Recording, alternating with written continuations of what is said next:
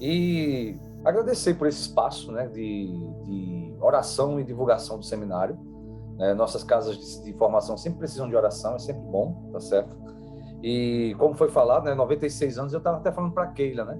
Que talvez muitos congregacionais não conheçam o seminário de Recife, né? Eu nem imagino, talvez a Pedra seja mais conhecido, com certeza, pela continuidade, né? Pela centralidade e tal. Aí talvez quando se diz da denominação tem um seminário de 96 anos em Recife, talvez alguns digam, vai haver esse seminário mesmo? E aí é bom essa divulgação, né? Mostrar fotos do seminário, os desafios do seminário, que é o desafio de qualquer seminário, né? Que é realmente para preparar pessoas para o reino e fazer com que essas pessoas sejam fiéis ao Senhor, né? Onde quer que elas estejam, onde quer que elas vão, pelo menos ter essa preparação.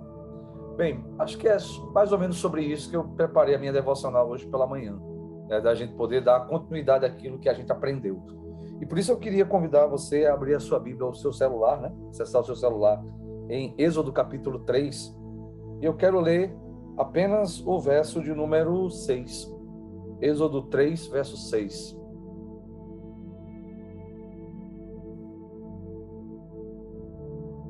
Êxodo 3, verso 6. Diz assim: Disse mais, Deus falando com Moisés, né? Eu sou o Deus do teu pai, o Deus de Abraão, o Deus de Isaque e o Deus de Jacó. Moisés escondeu o rosto porque temeu olhar para Deus. Eu sou o Deus do teu pai.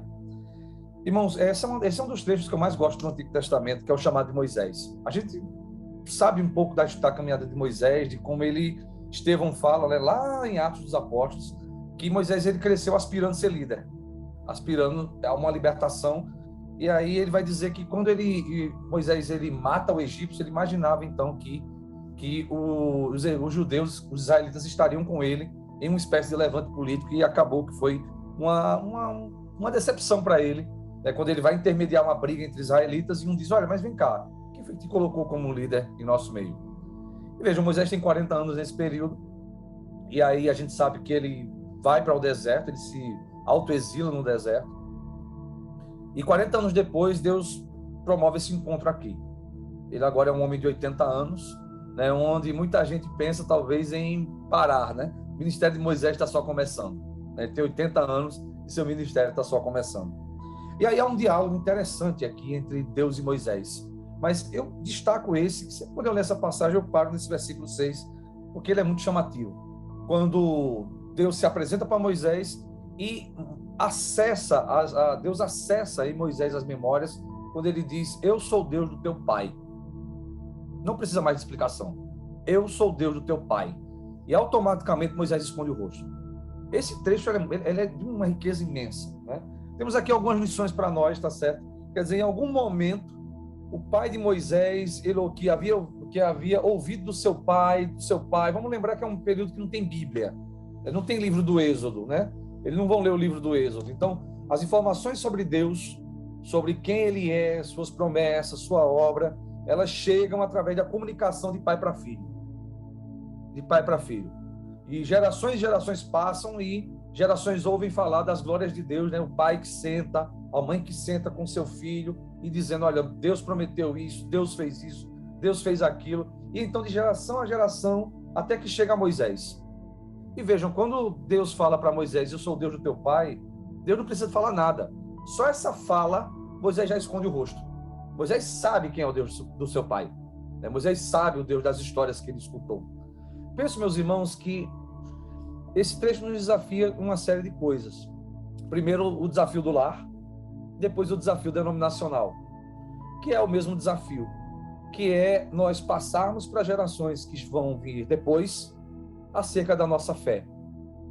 Que chegar um momento em que nossos filhos, é o desafio do lar, que os nossos filhos invoquem o nosso Deus, que eles mesmos tenham as suas experiências com Deus, que ao dizer eu sou o Deus do teu pai, automaticamente, eles rememorem a gente, nós pais, em oração, em leitura da Bíblia, em testemunho claro e sincero de Deus. Quer dizer, o primeiro campo missionário que nós temos de fato é o nosso lar. É ali onde a gente deve ser, nós devemos ser testemunhas de Cristo, e é ali que devemos aprender, que os nossos filhos aprendam bastante acerca de Deus. Há uma história, irmãos, acontecida numa igreja nossa, Igreja Congregacional de Maceió, há muito tempo atrás. O pai havia criado os filhos, né? Levando eles para a igreja, e na adolescência e na juventude os filhos foram embora. Os filhos não quiseram mais voltar à igreja. E aí o pastor foi lá, os jovens foram lá e tal na época, e os meninos não voltaram, até que o pai morreu. Quando o pai morreu, os filhos começaram a voltar para a igreja. E o pastor e os irmãos ficaram intrigados com aquilo dali. E aí foram perguntar a eles por que agora eles voltavam para a igreja. E a resposta do filho foi a seguinte, de um dos filhos, né? A gente gostava muito do nosso pai, pastor. E a lembrança que nós temos do nosso pai, ele se arrumando para vir para essa igreja aqui no domingo. Vejam, irmãos, o testemunho do pai de se arrumar e ir para a igreja vale mais do que os sermões que eles ouviram do pastor e que o convite dos jovens. Simplesmente o seu pai, vivendo a fé cristã em casa, comungando em casa, indo para a igreja e se arrumando, foi uma pregação poderosíssima para a vida dos seus filhos. Quer dizer, quando alguém dissesse o Deus do teu pai, com certeza os filhos lembrariam do seu pai se arrumando para prestar culto ao Senhor no dia do culto. Simples assim. Simples assim.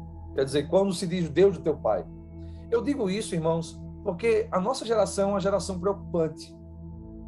A verdade é que alguém falou para a gente que todos os dias são dias de culto. Todos os dias são dias do Senhor. E acabou que nenhum dia virou dia do Senhor. Quando todos os dias passaram a ser dia de culto, nenhum dia passou a ser dia de culto. Foi assim que aconteceu. E aí o domingo passou a ser um dia tão interessante, né, para uma visita, para uma viagem, para aquele momento, para talvez colocar em dias os trabalhos. E aí os nossos filhos aprendem da gente que talvez o culto seja ali secundário. Seja secundário. Quando Deus aparece para Moisés e diz simplesmente essa frase, eu sou o Deus do teu pai, traz a Moisés uma série de memórias vivas acerca de como seu pai e sua mãe eles confiavam no Senhor. Esse é o primeiro desafio nosso, familiar, e o desafio então também denominacional. Porque da mesma forma que o lar tem esse desafio de passar a fé para os seus filhos, também, meus irmãos, igrejas, né, tem esse desafio de passar para outras gerações o verdadeiro conhecimento do Senhor. A doutora Joyce, que foi professora aqui no seminário durante tanto tempo, que muitos aqui conheceram, ela disse uma vez na sala da gente o seguinte: a minha igreja batista, aliás, igreja presbiteriana, era igreja na década de 80, virou posto de gasolina no finalzinho da década de 80 e virou um bar na década de 90. Como é que uma igreja pujante, que envia missionários, sustenta missionários na América Latina, ela morre? A gente sabe que Cristo falou que as portas do inferno não prevalecerão contra a igreja, mas uma igreja local pode morrer. A igreja de Cristo, essa não morre, mas uma igreja local, não fazendo o dever de casa, sim, ela pode morrer. E o dever de casa, meus irmãos, para a igreja local é comunicar a outra geração acerca do culto, acerca dos ensinamentos do nosso Senhor. Quando a igreja local ela deixa de fazer isso, ela deixa de passar esses ensinamentos, passar essa doutrina de forma correta, é possível, meus irmãos, que em um determinado momento, por tempestades que possam vir na vida das pessoas, e sempre vem, por dificuldades que possam surgir em casa, as pessoas simplesmente abandonem ali a caminhada. Então, quando uma igreja deixa de passar, deixa de comunicar a outra geração acerca da seriedade do nome de Deus, aí, meus irmãos, a tendência é que a outra geração simplesmente esqueça de louvar a Deus. Então, esse é o primeiro desafio. O primeiro desafio, meus irmãos, é a gente vivenciar de fato, para as próximas gerações, testemunhar de fato quem é Cristo por nós. Bom, nós vamos desaparecer, nós vamos morrer, né? A taxa de mortalidade é imensa, só Jesus Cristo, né, que pelo menos desse lado de cá conseguiu vencer a morte. Quando eu desaparecer, o que meus filhos falarão sobre Deus a partir da minha vida? Se alguém parar meu filho na rua, ou minha filha na rua, e perguntar como era teu pai, como era o teu relacionamento com Deus e teu pai, como era esse processo? Como será, meus irmãos, que os nossos filhos leem Deus a partir da nossa vida?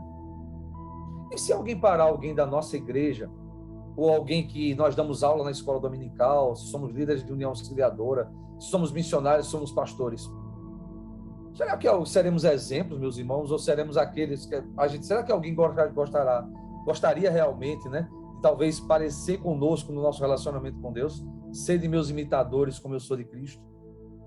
Essa é uma pergunta séria, meus irmãos, e que os pais de Moisés fizeram o dever de casa. Deus não precisa dizer eu sou o Deus do teu pai, esconde o rosto, eu sou o Deus do teu pai, se ajoelha, não. Eu sou o Deus do teu pai, pronto. Moisés já sabe que não pode ver o rosto de Deus. Moisés sabe que tem que ajoelhar. Moisés sabe que tem que cultuar. Só precisa dizer isso. Eu sou o Deus do teu pai. Só precisa dizer isso. A segunda coisa, meus irmãos, que a gente aprende desse texto aqui, é que é quando o nosso trabalho está completo. E o nosso trabalho está completo exatamente, meus irmãos, quando a gente vê outras gerações louvando a Deus, outras gerações tendo suas próprias experiências com Deus. É quando a gente entende que a nossa caminhada ela foi frutuosa, que a nossa caminhada ela deu certo. Quando agora já nossos filhos, nossas ovelhas, nossos discipulados, nossos discipulandos, nossos liderados, agora mesmo eles conseguem invocar a Deus. Eles têm as suas próprias experiências e quem sabe, chegará o momento em que eles também vão transmitir as experiências que eles ouviram da gente, os ensinamentos que eles ouviram da gente agora para os seus próprios filhos, para as suas próprias ovelhas, para seus próprios discipulandos. Então a nossa missão, meus irmãos, ela se completa quando crentes maduros surgem que podem eles mesmos orarem, eles mesmos lerem a Bíblia, enfim, eles mesmos seguirem seus próprios caminhos de Deus. O desafio para a nossa geração é imenso, porque nós temos uma série de situações e há muito ruído em nosso meio. Talvez nenhum ruído maior do que esse, né? Não é verdade? Talvez nenhum ruído maior do que esse. Quer dizer, desligar o celular, fazer com que a gente volte a sentar enquanto família, ou volte a conversar enquanto família, não é verdade? A gente desligar o celular e, de fato, ensinar os nossos jovens na igreja que aquele momento de culto é um momento de escuta, não é um momento de acesso, é um momento de escuta, é um momento onde eu simplesmente paro e vou ouvir a palavra de Deus. Esse é o nosso maior desafio. Há uma palavra chamada secularismo, ou secularização, que é o que aconteceu em Europa, quando a religião deixa de ter a importância que deveria ter. E aí as pessoas ficam secularizadas, o trabalho passa a ser mais importante, as reuniões de família passam a ser mais importantes, e Deus acaba sendo arrastado para um lugar secundário. Nós, históricos, congregacionais, presbiterianos, batistas, nós somos mais, como é que eu posso falar, mais atingidos por esse tipo de mentalidade. Eu cheguei no seminário congregacional há 20 anos, por incrível que pareça, 2001. E há 20 anos, irmãos, a composição dos seminaristas em um seminário era totalmente diferente da que é hoje. Há 20 anos atrás, quem vinha para seminário? Filho de crente. Dificilmente você tinha alguém fora da minha turma ali que o pai não era crente ou que ele não ia para a igreja congregacional. 20 anos depois, o perfil do seminarista mudou e geralmente o seminarista tem 5 anos de convertido. Você pode ver no seu seminário ali, esse é o perfil. 5, 6 anos de convertido apenas. O que foi que aconteceu? Os pais deixaram de orar pelos seus filhos para ir entregá-los à obra. Filho de crente não quer mais ser pastor. Filho de crente não quer mais ser missionário. E esse é um perfil interessante, né? De repente a ideia de que talvez meu filho vá seguir o outro caminho e tal. Irmãos, é preciso que a gente resgate o seguinte: será uma honra para mim se meu filho servir a Deus como missionário ou pastor. Vai ser uma bênção que Deus coloca na minha vida. Se algum dia meu filho disser, pai, eu quero ser pastor, estou entendendo que Deus me chamou para isso. Deus me chamou para ser missionário. Será uma honra. E com certeza não faltará para ele nenhum tipo de recurso, não. Então, infelizmente, nós deixamos de orar para os nossos filhos e entregar os nossos filhos à obra. Senhor, que ele sirva a tua obra. E nós mesmo deixamos de ser exemplo nesse sentido, né? Eu comecei, meus irmãos, a trabalhar na igreja vendo meu pai, que é diácono. O trabalho de meu pai como diácono acabou estimulando eu e meus irmãos. E sou pastor hoje, mas antes mesmo de ser pastor, eu não conseguia ficar no banco da igreja sem fazer nada. Porque eu via meu pai fazendo as coisas e minha mãe também. E isso, meus irmãos, é a melhor escola que a gente tem com relação a isso. Né? Que a gente mesmo sirva de exemplo com relação ao trabalho, com relação à caminhada. Para que, ao chegar o dia, eu sou o Deus do teu pai, né? Isso daí acesse aos nossos filhos ou aos nossos discipulandos boas memórias. Dizer, não, meu pai de fato era um homem crente, né? Minha mãe de fato era uma mulher crente, meu pastor de fato é um homem crente. E em tempos de confusão como o nosso, a gente tem que adjetivar pastor como crente mesmo, né? Meu pastor é crente de fato, né? Meu pastor é um homem crente de fato. Que esse seja, meus irmãos, a nossa caminhada, a nossa missão em casa, e seja a nossa caminhada também enquanto denominação e enquanto igreja. Que as pessoas olhem para a gente e que no futuro elas possam dizer, né, olha, meu Deus é o Deus do pastor Pedro, meu Deus é o Deus do pastor Marcos Moura, meu Deus é o pastor da irmã Keila, enfim. Que essas sejam, meus irmãos, o nosso desafio. A gente não jogue, não terceirize essa responsabilidade, mas traga para a gente aquilo que Paulo disse, né? Ser de meus imitadores, como eu sou de Cristo. E para terminar, irmãos, talvez a nossa oração mais sincera e a nossa oração mais poderosa seja aquela que é uma canção, na verdade, acho que dos vencedores por Cristo, né? É uma canção sobre casamento, na verdade. Mas essa frase eu acho muito tão bonita, né? Dá-nos a bênção de sermos fiéis a Ti. Talvez essa seja a nossa oração mais poderosa. Dá-nos essa bênção de sermos fiéis a Ti. No trabalho, em casa e na igreja. E a gente sendo fiel, meus irmãos, a Deus, com certeza, quando os nossos filhos ouvirem essa frase, né? Deus do teu Pai, com certeza acessarão, então, boas memórias, acessarão bons testemunhos e, com certeza, eles mesmos vão querer seguir esse caminho. Deus abençoe a todos, irmãos.